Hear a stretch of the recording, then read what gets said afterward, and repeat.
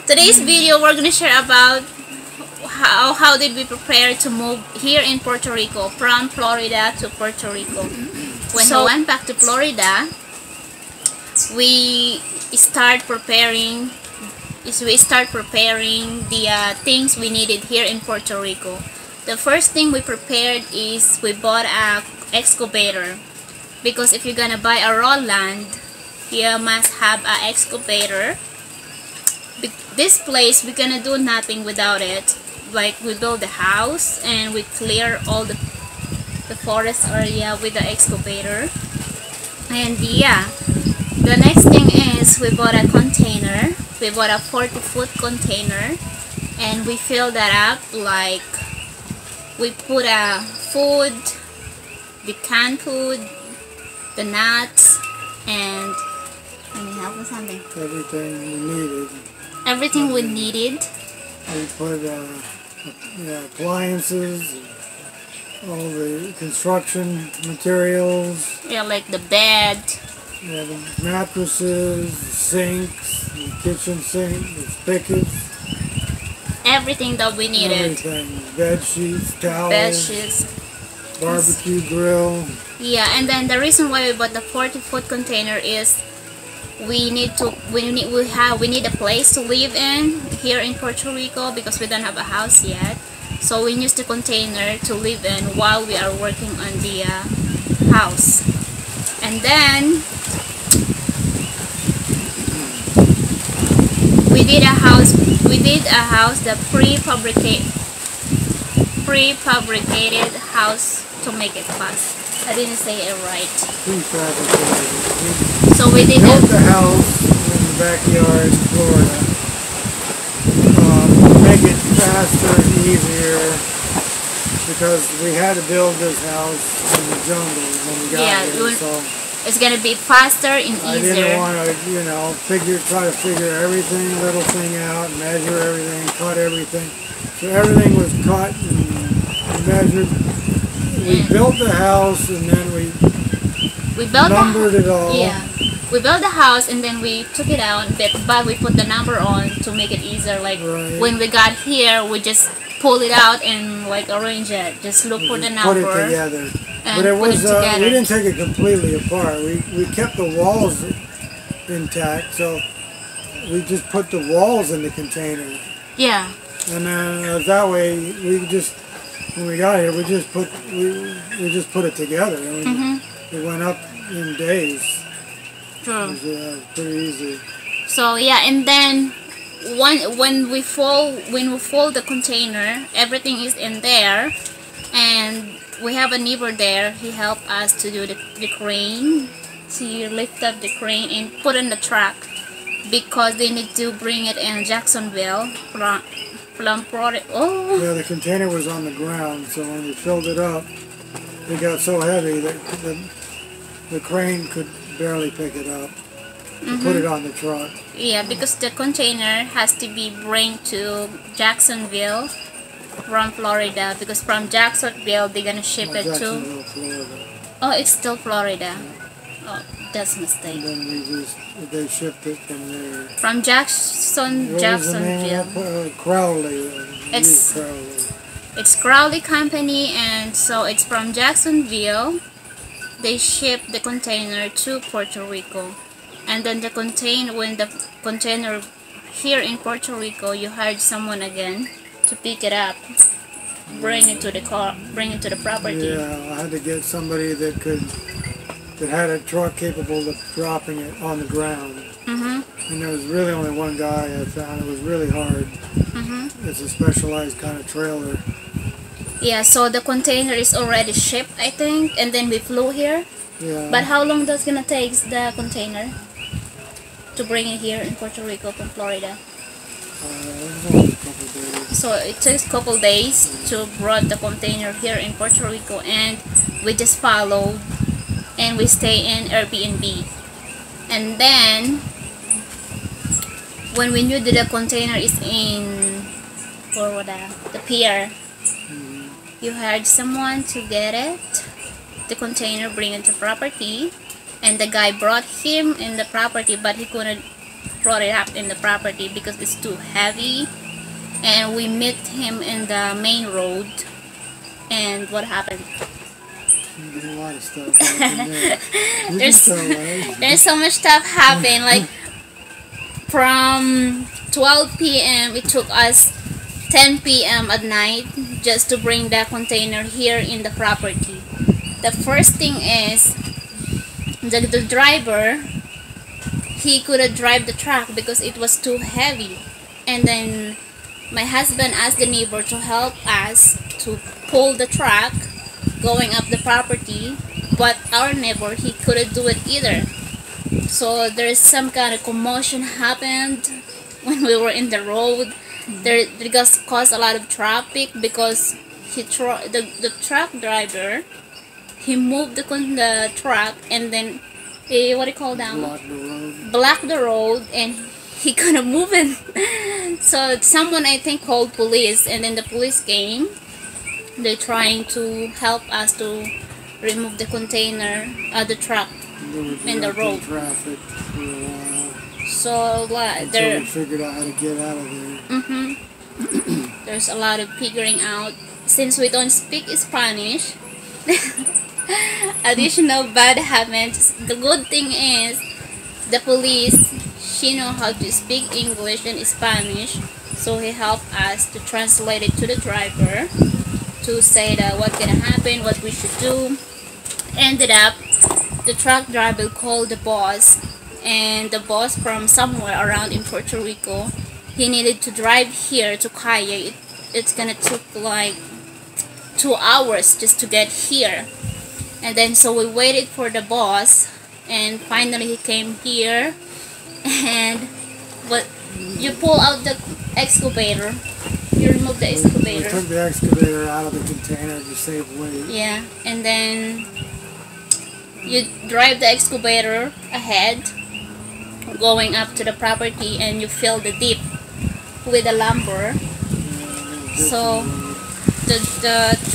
so when the boss drive the truck, it's gonna go like straight down.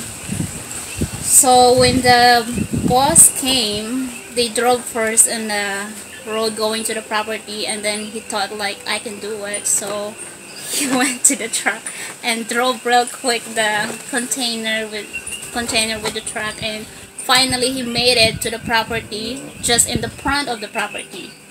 And then another problem, they couldn't put it down, the container from the truck. They put it down, they just couldn't get the truck out. Okay, so they couldn't they couldn't get the truck out from under it. Okay, so yeah. And so yeah, because it started sinking in the ground. And you started spinning the wheels. And another problem. And we tried to lift it.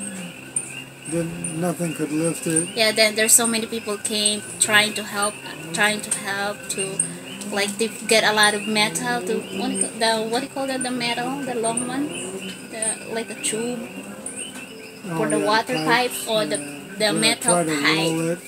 Roll it out, and nothing worked. You even used the excavator to help to pull it, and it didn't work. So I think the neighbor or the driver. The neighbor found somebody with a backhoe who tried to pick up one end of it, and he couldn't do it either. Yeah, so he couldn't do either. And then the driver. The driver got it. No, the boss. He know someone has a crane, and he called that crane guy, and then another waiting. It took another 2 hours because the crane guy was too far, somewhere around in Calle, and then we waited, and finally it took like 9 o'clock when he came here, and he used the crane to put it down, and finally they put it down on the ground. And then finally made it. And then the next day we did is, we don't have transportation when we came here. We just riding a taxi. Oh, our Airbnb owner, they gave us a taxi. We got Airbnb temporarily until we emptied the container so that we could live in that. Yeah. And I outfitted the container Mm-hmm. with the solar, and then the fridge and the beds and sink Yeah. and everything to live in. We just used the porta potty, Mm-hmm. and so we just lived in that until we built our house. Yeah. So I think that's the story of how did we prepare from Florida to Puerto Rico. Just think everything what you need and put all of it in the container and ship it here. Container's the way to go. Yeah. Because then you can get things that you're familiar with and where you are. Mm-hmm. And when you're going to an unfamiliar place, it's nice to have things that you're familiar with and that you know you're going to need. Mm-hmm. So if we didn't do that, we would probably still be building our house. True. Plus we didn't even go to store until we finished the house because we have a lot of foods in the container. Well, yeah, I had made arrangements to buy a scooter as soon as we got here. I was going to actually go from the airport to the scooter place and buy the scooter so we would at least have transportation to get food and stuff. But everything was closed. The scooter store, he said he wasn't allowed to sell the scooter. That's because of the COVID. Yeah, so it was ridiculous. Yeah, so we couldn't even buy a scooter. So we were stuck with nothing. We're stuck with nothing. Good thing we got everything so we don't have to go We to barely got the store. Airbnb because of the COVID. Like first time from the airport we rent a taxi going to the property and then going to Airbnb place. We don't have the service and we walk. Yeah, we walked from here to town. We walk from here to town. Because we couldn't get a taxi. We couldn't get... There's no taxi, there's no Uber. We tried on our phone, but they're not available. All of it are not available. There's service here. We got a cell phone tower right here. But nobody was working. Yeah. Uber wasn't even allowed to work. I mean, there's Uber here in Puerto Rico, but you try to use your phone. There's a car, but when you try to book it, it says no available car on your area. Yeah, they weren't allowed to run Ubers. Yeah, so that's because of the virus. They're very strict about the COVID here. Until now, you gotta wear masks all the time. Yeah, it's still ongoing. Yeah. So, well, can you give some tips or whatever that you can give to the people who's watching this if they want to move here in Puerto Rico? Because you're expert about it. I'm not. I don't know much. Well, I've done the same exact thing in Hawaii. If you're going to a place far away and you're unfamiliar with it, and you had the guts to try to do it, then the easiest way to do it, in my opinion, is to put what you need in a container and go ahead and ship it there and be done.